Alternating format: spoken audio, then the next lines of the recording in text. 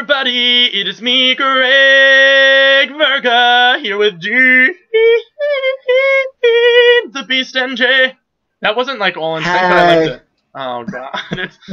I don't know whether that's a he or a she, Dean, so I was gonna be like... It's like, what do they call them? What do they call those people?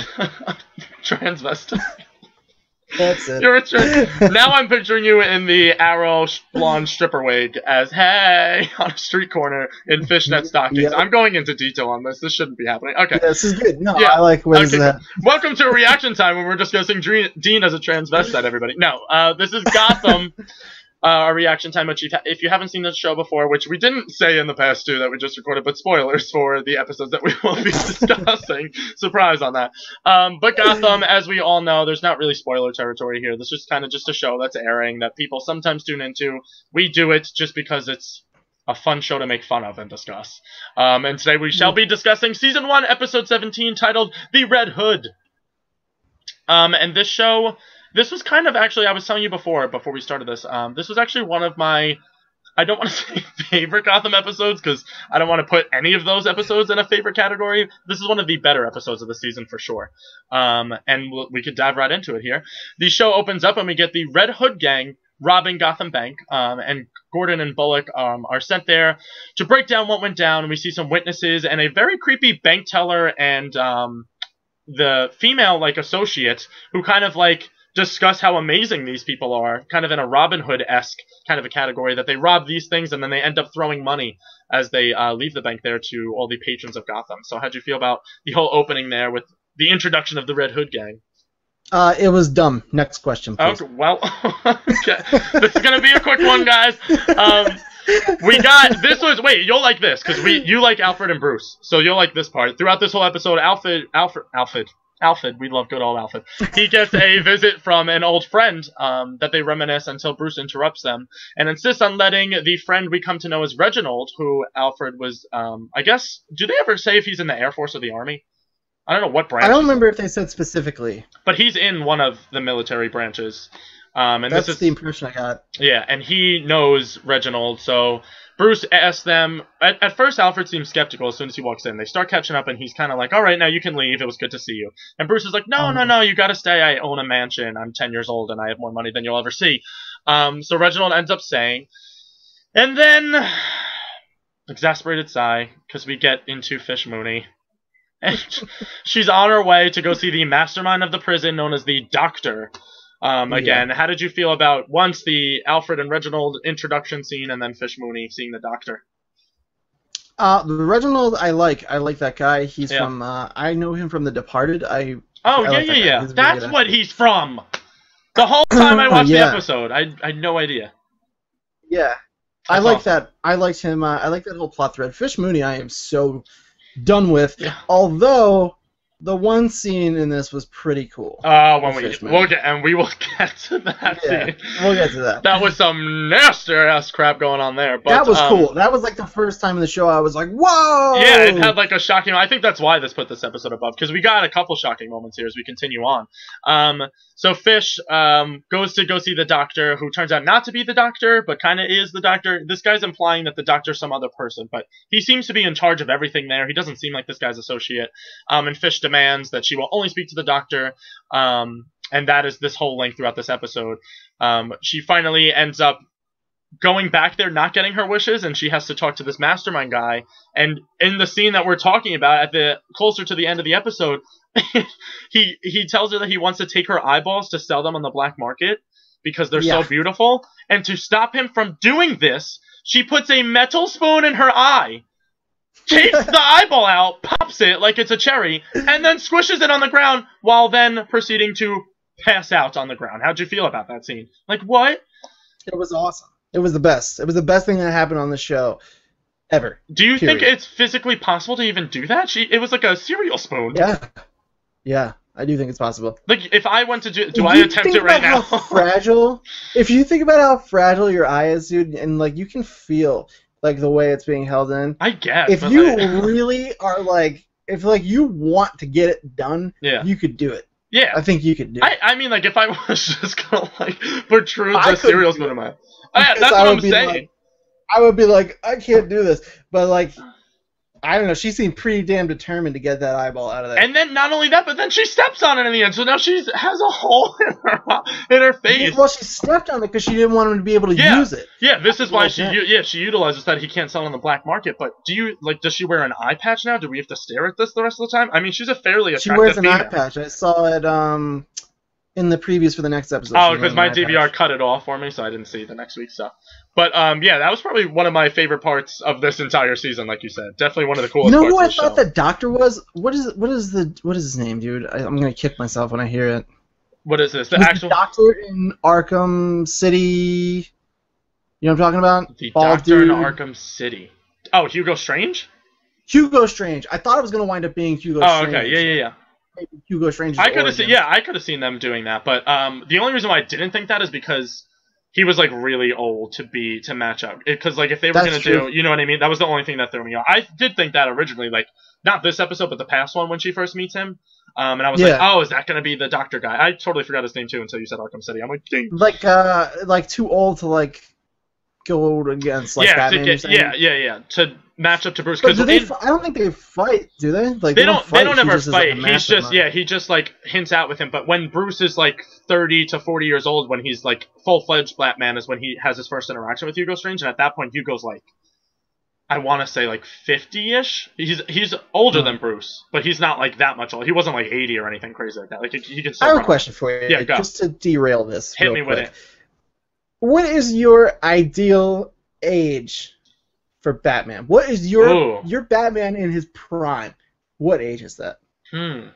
Good question to me. See, now I've had every iteration of Batman. I mean, I guess I can give you what I would want my personal Batman to be, and then what my favorite one has. This is you want, not your favorite. What do you see as like the ideal Batman? That's like, no one's gonna screw with this guy. I see like 35-year-old, like Kevin Conroy voice. Like that Batman. Like that's like, don't fuck with him or he will end your existence. Like that's my Batman in my head. I'm gonna tell you what, dude. I'm not even just saying this. In my head, I had 34. Did you really? Yeah. I don't know why. I feel like that's yeah. He's not too old to where he needs a walker and he's throwing batarangs through a cane. But like he's not too young to the point where he.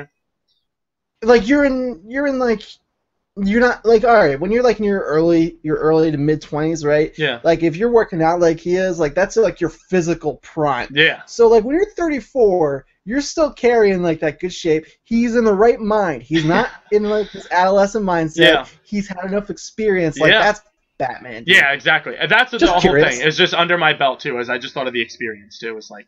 When I always picture like my Batman, I always picture him like perched on top of like the city skyline with the gargoyle or something. I always picture him being like a bulky, like older guy. I pictured like the size he was in Arkham Origins. Yeah, exactly. With Arkham City's like voice and mindset and training. Yep, you nailed that right. You took all of my brain thoughts and put them into words.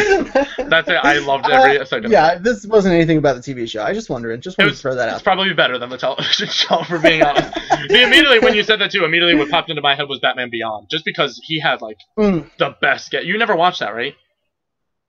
I've seen clips. I've never seen it. It's on my Netflix list, actually. You have to watch. That's one of my favorite Batman, just because of the gadgets he gets to use and like the evolution of all the villains in that show. Like there's a Joker gang. That's not Bruce Wayne. That's Terry, right? That's Terry McGinnis, yeah. But Bruce Wayne is his mentor. He teaches him how to be Batman, which is awesome. We get like the 55-year-old Bruce, and then some crap happens in that show, which is like crazy. Like once you get into like season 3, I'll have to check it out. Yeah, it's so good. Everybody, recommendation for Batman Beyond. Then as we're continuing on here with Gotham after Fish plucks her eyeball out with no regard for her own life, we get to see our favorite people are back! It's Selena, Ivy, and Barbara playing Three's Company in the apartment. I hate this. I hate them so much. I want them to have, though, now that I mentioned Three's Company, I want them to have like their own little intro segment where they all like pop out of doors and windows and stuff. Do you picture this in your head? I would totally. I want them to have their own show, a spin-off show called "Fuck You," where everybody who watches it is just like "Fuck you."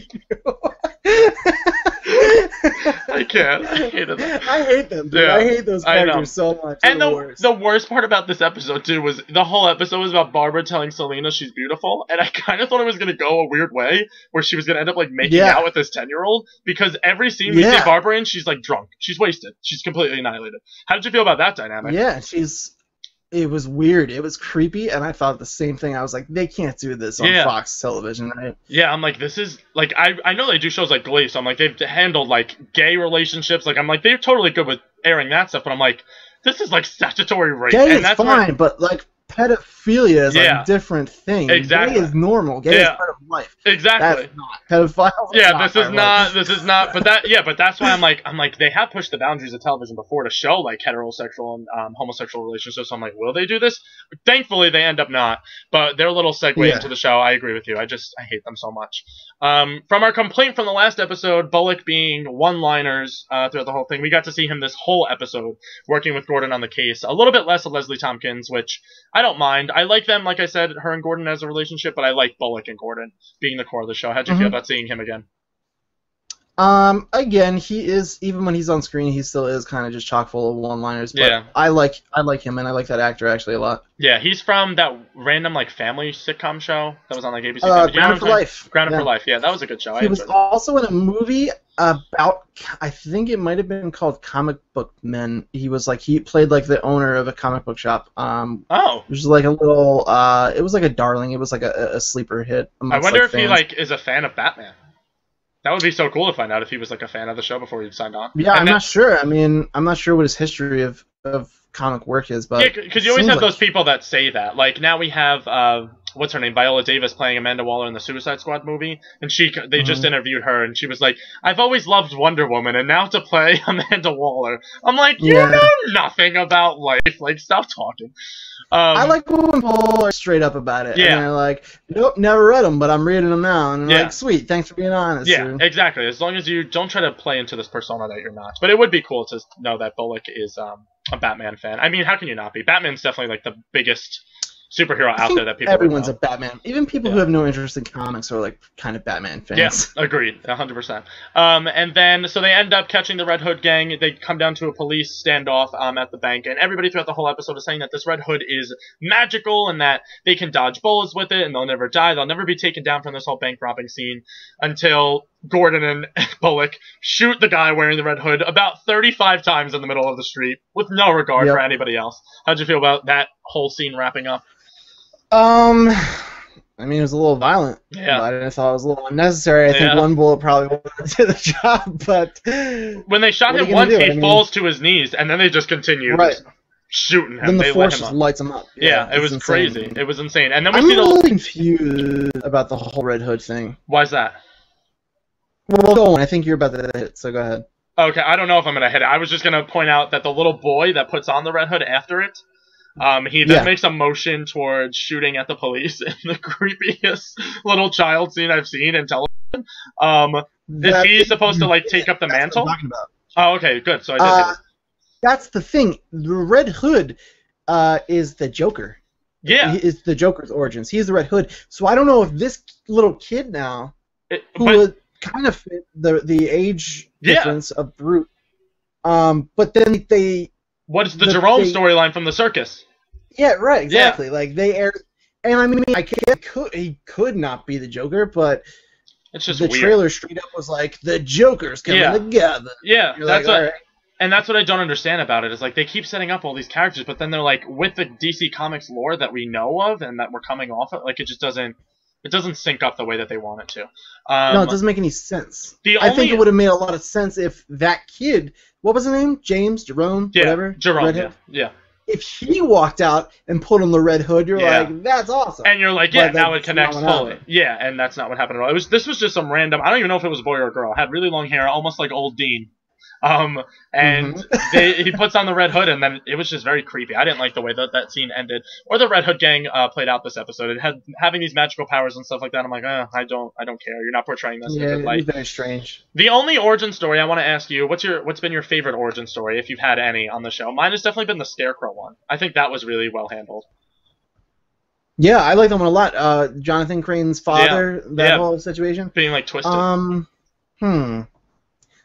I think. Well, I mean, I don't know. Are we counting Bruce? Because so far his is the only one that's been like the most decent interesting. enough. Yeah, that's true. Yeah, I guess Bruce then. I was talking just like villain wise. The only one I really like was Scarecrow because then he goes deranged at the end of it.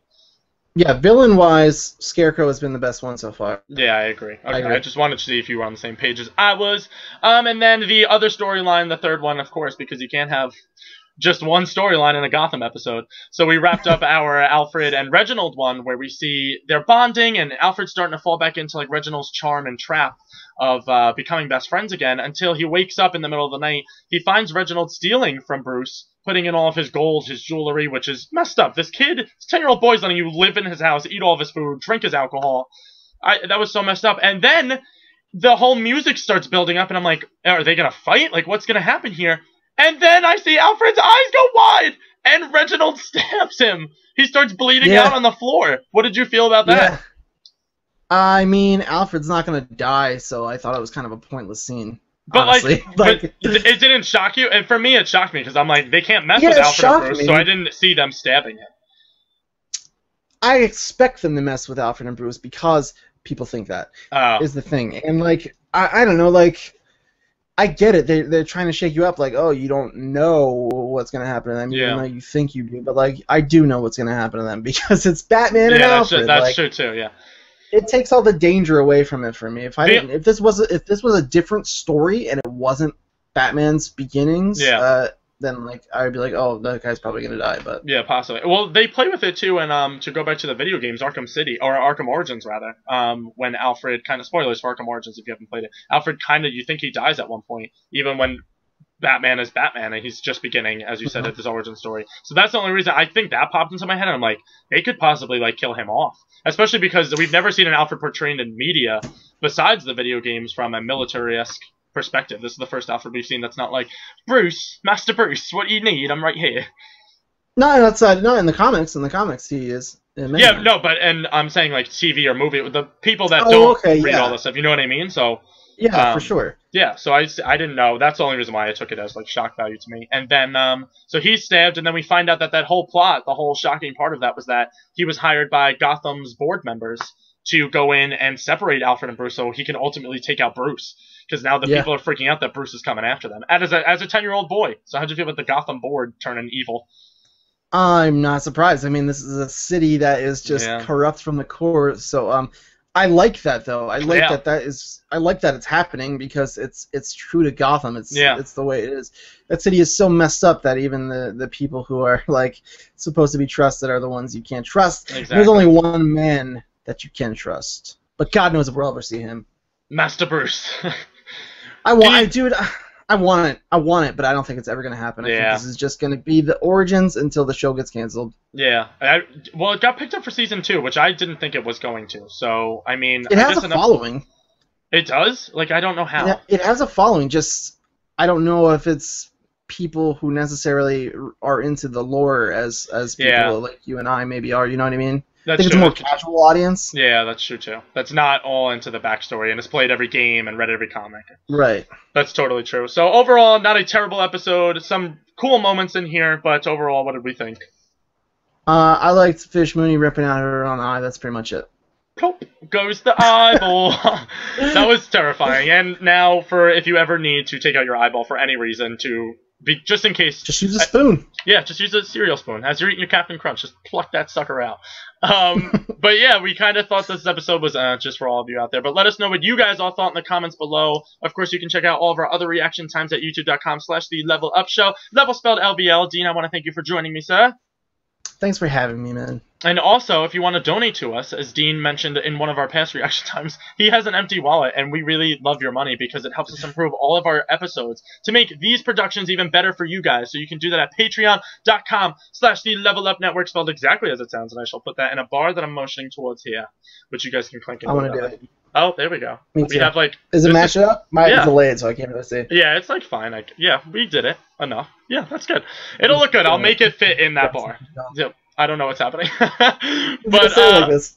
You're just... Oh, that's how we're ending the episode? Okay, we're like this. Everybody, thank you for watching.